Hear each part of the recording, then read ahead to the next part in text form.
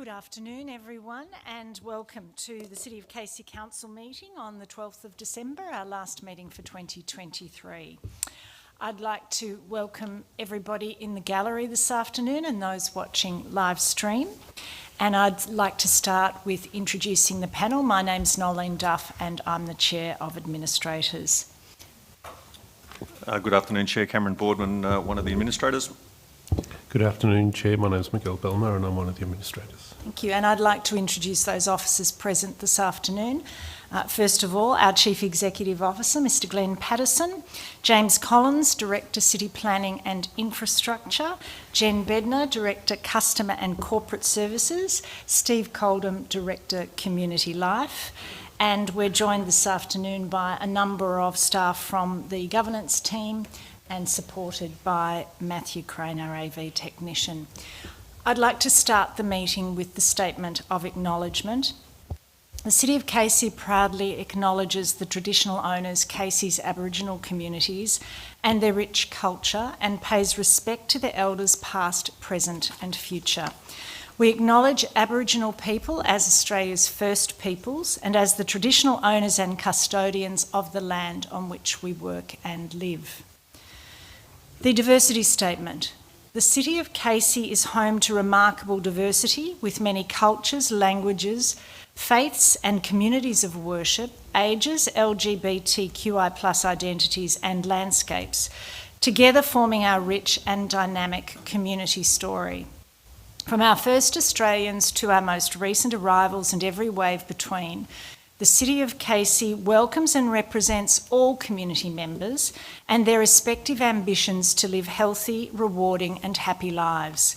We recognise this diversity as our strength and we aim to share, nurture and celebrate it. I move to item 2, the confirmation of minutes, and we have the minutes of the council meeting held on the 21st of November 2023, and I seek a mover and a seconder. I will move those minutes, Chair. I'll second Thank you. those. Thank you, Mr Boardman, and seconded by Mr Belmar. All in favour? Carried. Item 3, declaration of interests. I've considered my obligations under Section 130 of the Local Government Act 2020 and have nothing to declare. Do my fellow panel members or any officers have any matters to declare? Nothing to declare, Chair. Thank you, Mr Boardman. Nothing to declare, Chair. Thank you, Mr Belmar. Move on to Chair, item... I just have an item to declare, which is item 14.1. Declare an interest in that item by virtue of being a member of the Special Purpose Vehicle Board. Thank you, Chair. Mr Paterson. We'll duly note that in the minutes. I move to item 4, public question time, and there are no public questions submitted through Council's website for this afternoon's council meeting. So we move on to item 5, officer reports, the first of which is item 5.1, the adoption of the community local law. Do I have a mover and seconder for the recommendation? Yes, I'll move this item. Thank you, Mr Belmar, and a seconder? Seconded, Chair. Thank you, Mr Boardman. Mr Belmar, I invite you to speak to your motion. Thank you, Chair. Tonight I'm moving this important motion for the community, which is that Council endorse the proposed Casey Community Local Law of 2023 for publishing in the Government Gazette and to be enacted on 1 January 2024. The Casey Community Local Law is a fundamental legal instrument which sets out the requirements for the community, and it's designed to ensure, as it's set out in the papers tonight, community safety, safety of public assets, and to enhance neighbourhood amenity. I've considered the document which is returning to us, having previously been the subject of a review, and I've noted that it addresses everything that a local law is required to do. It deals with animals, buildings, land and neighbourhood amenity, and it also sets up the capacity of council to enforce in circumstances where it is seeking that there be compliance with local law. I want to thank those officers that have been involved in preparing this document. The preparation of a local law is an onerous task. It requires careful analysis of state government legislation, administrative law, and other matters to ensure that the local law will have effect and that the community, in this case, I'm satisfied, can be absolutely without doubt that all the necessary regulatory investigations have been done to assure that our local law will be in force as at 1 January and will be able to be enforced if that is required.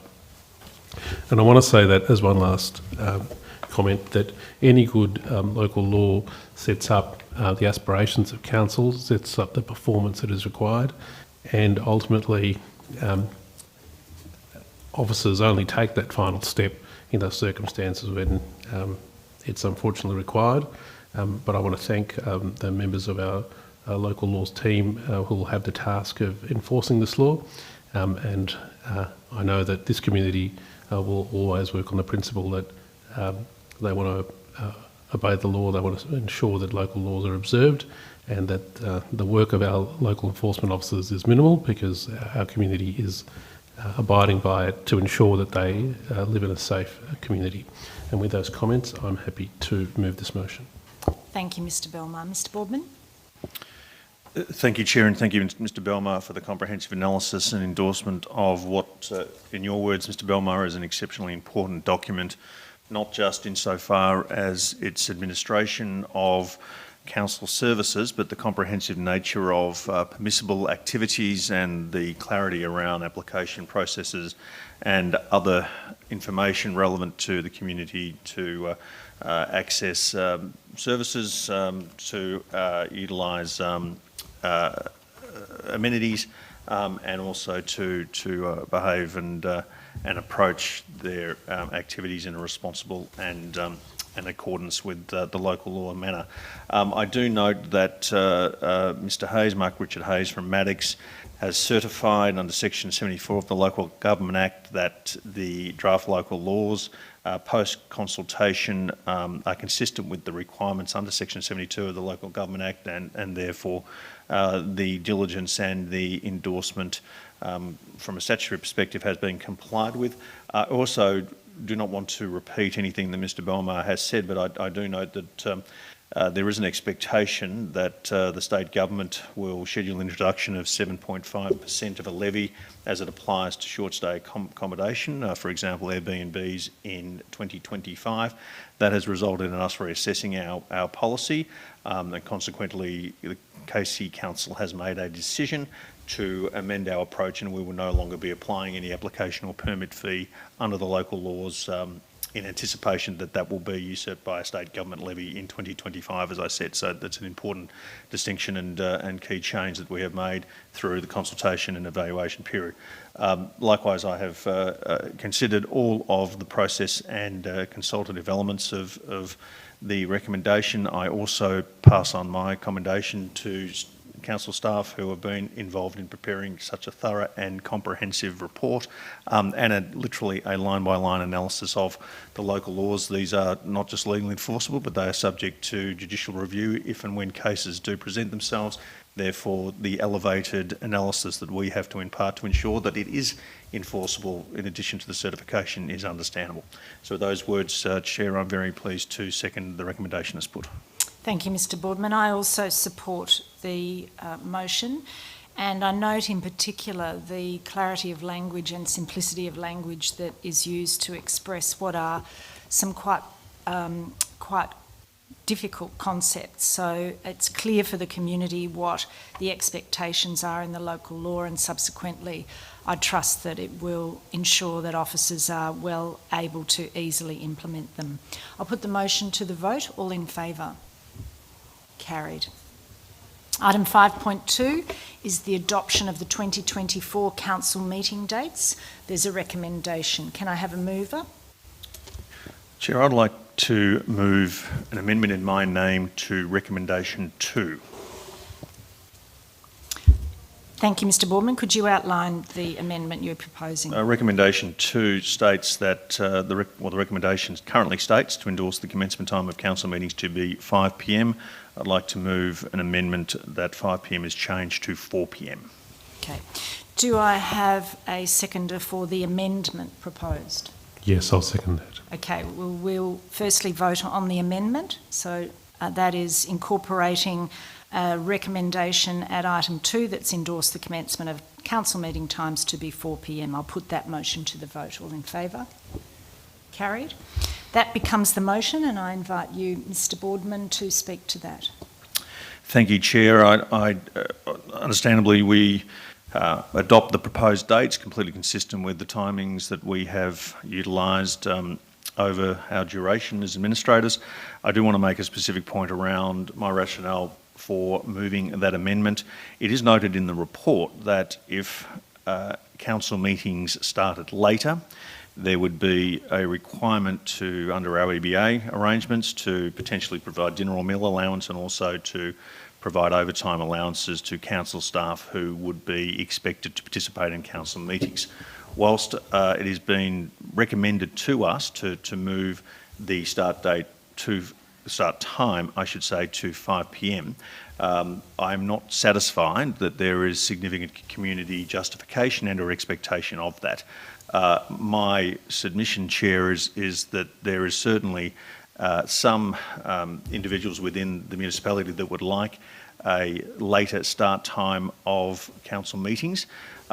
Whilst I quite clearly think that that is not an overwhelming number or representation of the community, whilst that is not an overwhelming number or representation of the community, to move the start time by 1 hour, I don't think would result in any benefit to either ourselves, the organisation, or the community as a whole. The fact that it could potentially have an impact upon council staff and their working arrangements and result in additional costs, and also be in a situation where individuals would be required to work outside of normal working times, to my situation, does not justify any change in the start time. It is certainly a matter that will be considered by a future council, but considering we're operating a rhythm here that meets the expectation of the organisation, meets the expectation of ourselves, my rationale and my justification, I think, is quite sound. So with those words, I'm happy to adopt the recommendation as it is amended, with a start time that council meetings will commence next year at 4 p.m. Thank you, Mr. Boardman. And Mr. Belmar. Thank you, Chair. I endorse the comments of Mr. Boardman. I note that as a council we have been meeting at 4 p.m. now for a number of years. It has allowed full participation. Changing by 1 hour I also consider to be a change that is not required in circumstances where, when meeting times were or with other councils are at different times, that has occurred in circumstances where the technology that's available to us today may not have been available. And for example, I note that there are other ways of participating in these meetings, and in particular that is online. So taking into account the different number of ways in which attendance at council meetings is now possible, and noting that a 1 hour difference in my consideration does not make a change that requires an amendment to meeting times, I am content to second this motion, and I note the dates for council meetings in 2024. Thank you, Mr. Belmar. I'd also like to add some comments with respect to the frequency of council meetings as opposed to the time. The purpose of the council meeting is for the council at this stage in Casey's governance story, the panel of administrators being the council. I think the frequency of meetings is quite sufficient to address the business of the council, and I support that time frame of monthly meetings, with the notable couple of special meetings that are, with respect, required to submit, allow for budget submissions or the corporate suite of documents being considered and submissions being made, and also the adoption of the annual report. I also can't see the justification in the report for an adjustment, short adjustment of time from 4 to 5 p.m. I note that many councils across the state meet at various times, and also support the comments made by Mr Belmar with respect to the accessibility that has been now provided that was not available previously for online observation of the meetings. I'll put the motion to the vote. All in favour? Carried. Item 5.3 is the curbside transition reform. We have a recommendation. Do I have a mover? Yes, I will move that recommendation. Thank you, Mr Belmar. And a seconder? Seconded, Chair. Thank you, Mr Boardman. Mr Belmar, I invite you to speak to the motion. Thank you, Chair. In moving this motion, I note the careful way in which the recommendation is worded, and I will set it out. The Council endorsed the proposed approach to the implementation of the mandated Victorian State Government curbside reforms. I take it, I'm happy to move the motion in this form and note that the steps we're taking are steps that are required of us. I note that in 2019 there was a significant disruption to the recycling market, and since that time work has been done by the Victorian Government in releasing the Recycling Victoria, a New Economy, which outlines a 10-year action plan to establish a circular economy. One of those steps is the transition of standard bin colours. That is only one of the changes. I will shortly address the others. But essentially, what we're doing tonight is adopting Casey's response to a mandated change in bin colours, and that will result in 4 bin colours. Garbage being red, commingled recycling being yellow, FOGO, F-O-G-O, which is food organics and garden organics, being lime green, and glass being purple. Now, although this may seem like some level of pedantry in having different bin colours, it is fundamental to good waste management that over time that there be a review and reassessment of the way in which we process waste. I note that what seems like a minimal change, which is bin lid colours, is in fact going to be a significant impost on our community. I note that as the paper set out tonight, that there are 139,000 garbage bins and 142,500 recycling bins currently in circulation, and that this will leave a significant number of bins in old colours, and also the requirement of the introduction of the FOGO bin and with a different colour, and also in the future a glass recycling bin in purple. I note that we are not the first council that will be adopting this, and that officers will have the real benefit, as they do in many occasions, of discussions with their colleagues in local government, noting that Wyndham, Yarra Ranges and Knox City councils have or are about to implement a changeover program. So this is an important change for the community.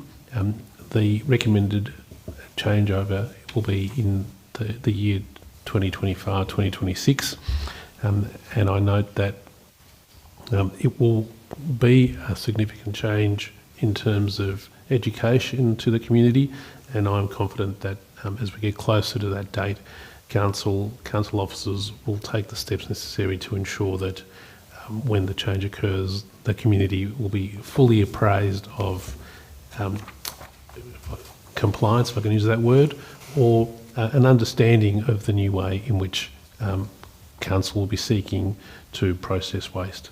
So I'm satisfied that the appropriate work has been done to ensure at this stage that the endorsement of this policy occur, noting that we're on a journey with respect to this new assessment of waste streams, and that the community will be fully engaged in it when it occurs, and I'm happy to move the motion on that basis.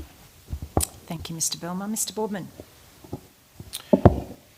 Thank you, Chair. There's temptation to speak to the efficacy of our legislative obligations, the practicalities, the sensibility, and basically the cost. I'm going to resist that temptation.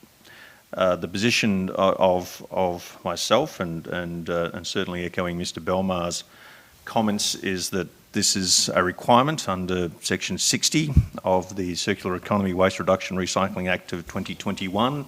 As Mr. Belmar has articulated, there is a specific timeline required to meet our statutory obligations, and as we have included in the public council papers on page 103, there is some significant costs that will have to be borne by council in order to meet this obligation. Chair, as I said, it could be incredibly tempting to give an analysis over the practicality and the implementation of the legislation vis-a-vis any cost-benefit analysis. It is difficult to not go into that degree of commentary, but the position we have to take is we have to accept this. It is our obligation, and it is something that within the time frame that Mr. Belmar has articulated, we must meet. I do, however, note that there are going to be some significant community considerations as part of this transitional aspect. There is a degree of inevitability that with the 4-bin system, that will probably result in additional collection services insofar as the frequency and the type of collection services. It will certainly have an impact on neighbourhood and household amenity. Houses will have to now find space within their properties to have 4 bins, and there could be additional issues insofar as bins that remain uncollected or misplaced and may have a detrimental impact on neighbourhood amenity overall.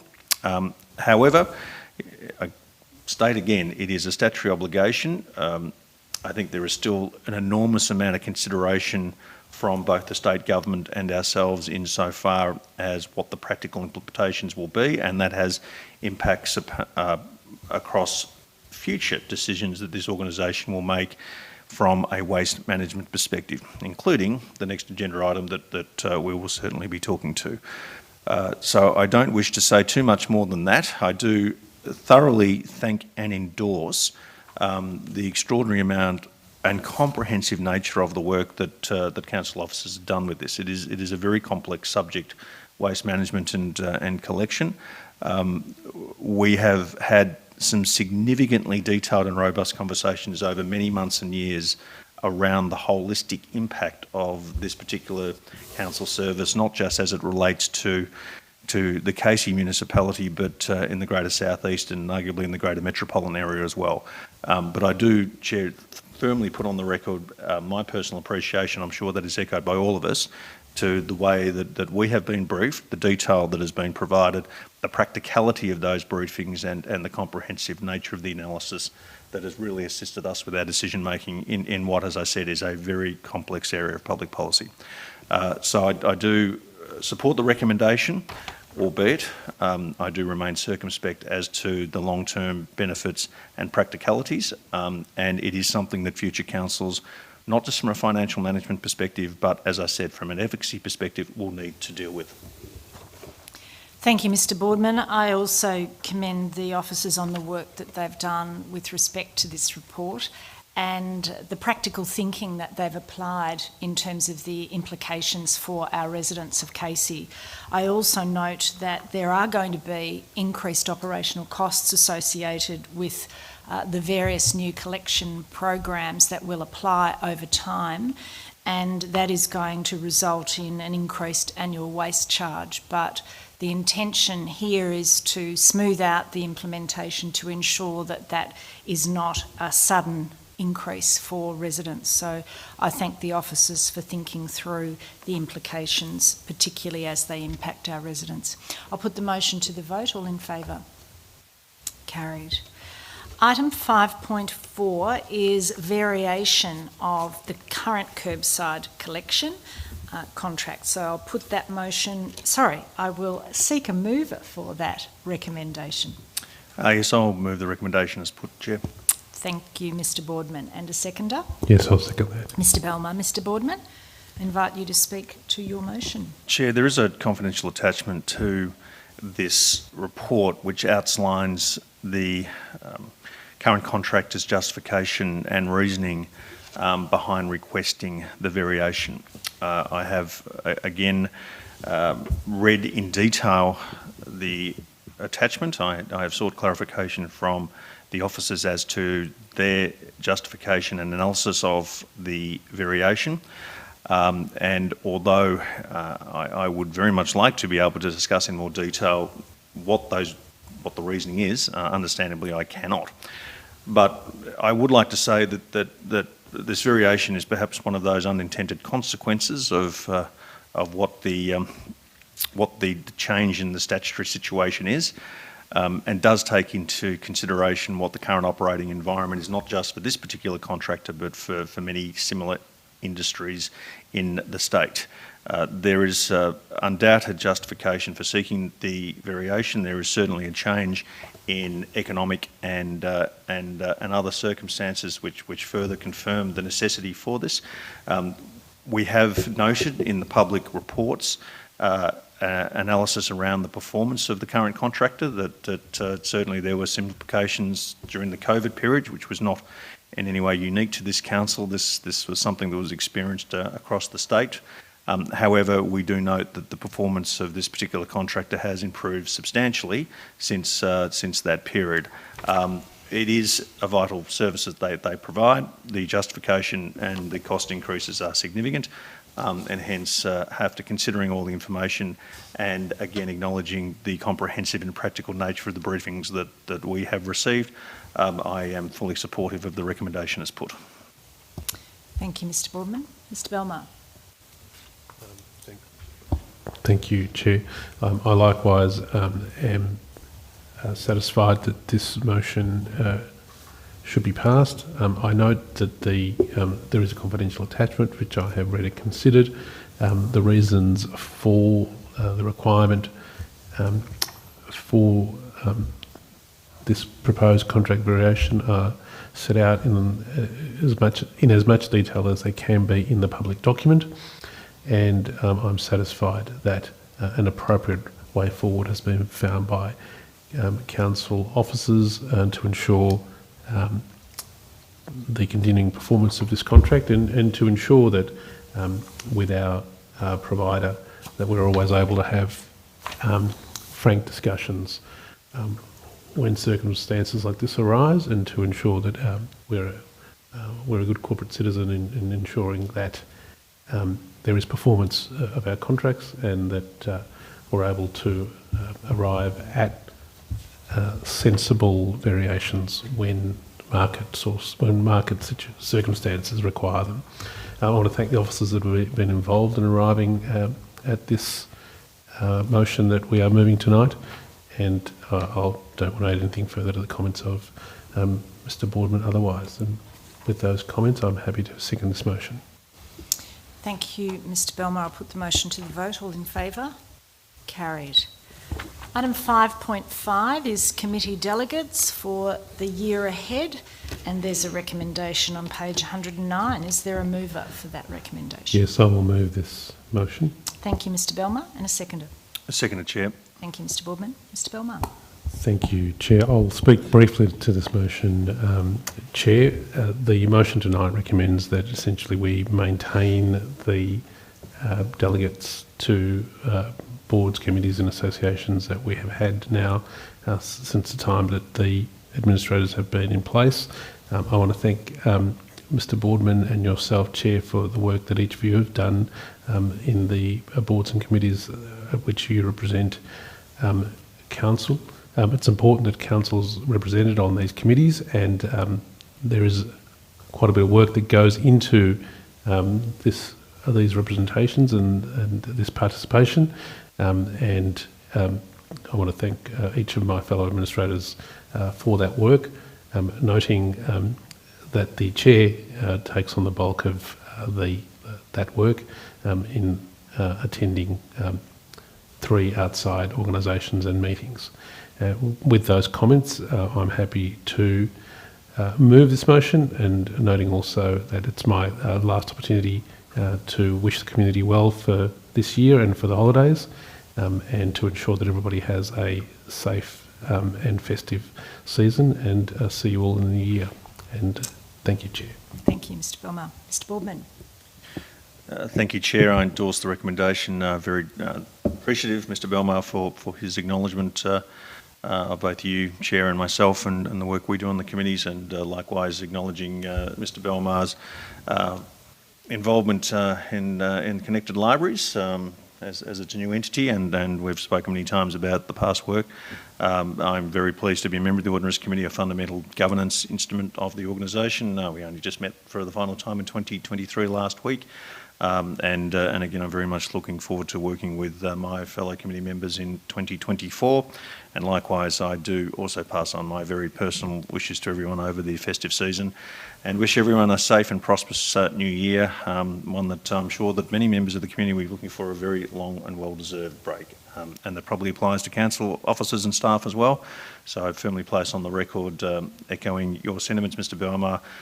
We are served by a very high-performing team here at the City of Casey.